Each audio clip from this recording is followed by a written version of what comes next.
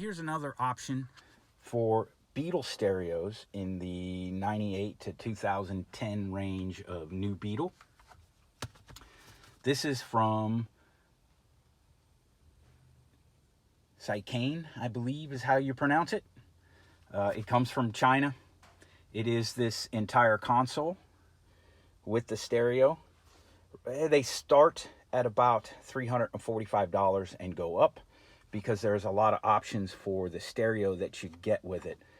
The memory, the RAM, various processing speeds, etc. This is a mid-grade one, and it was $360, I believe. A little bit of time to get it shipped because it comes all the way from China. So you're going to get this empty shell, and you have to break/cut, unfasten these pieces out of your console and then install them here. It's not too bad, but there aren't any installation directions. And then your HVAC controls or your AC heater controls, you have to cut them loose and actually remove the mount that they screw into, and they attach directly into this console. It fits okay. This one fits better than the last one I did. There's a little bit bigger lip here than I would have liked, but it's not too bad. And being able to get this 9-inch screen in here is very nice. An added benefit is you can see here, these are the apps on my phone. So this is their version of CarPlay. It is cableless.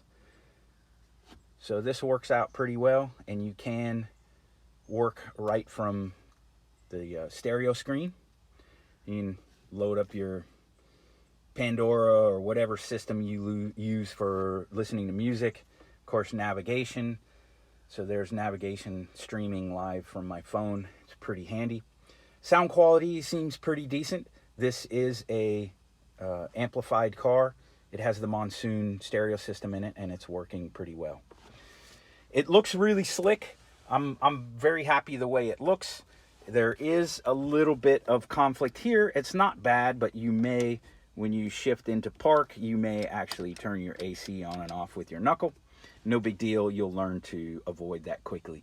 There is no conflict between the controls here and the steering wheel, so that's nice, as opposed to the other versions of radio that have a pop-out screen. All the car controls will work the same once you're done with it. Your hazard, all the controls you have down here. So that's basically it. I do have it wired to a backup camera, so when you put it into reverse, it automatically flips to the backup camera, which is kind of nice. The music will stop, so you'll know that what's going on there. Camera is a fairly cheap one. You can get it with it, but it works pretty well. Because I have it mounted low, you can see that's a pretty low view, but the way the tailgate on this car is, that was the best place to mount it. So that's the backup camera. It does take a while for it to come from China, so don't order one if you're in a hurry. So that's how it goes in. Maybe the next one I'll actually do a video on how to, because there is no instructions. It does have user instructions come with it, but they're not great. They work, but it took me a little while to figure out how to use all this functionality. There is a lot of functions to it, and I'm not familiar with all of them. You can load music and video straight on it, but right now I am using the Z-Link. So this app right here is the app that is on this is actually Android based, and it connects to my iPhone.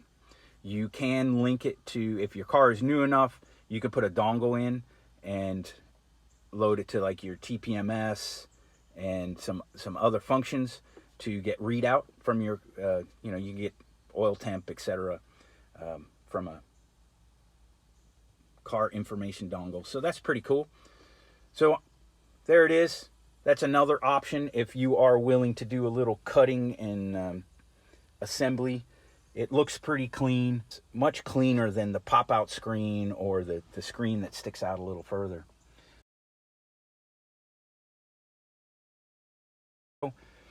Thanks for watching. I hope this is helpful.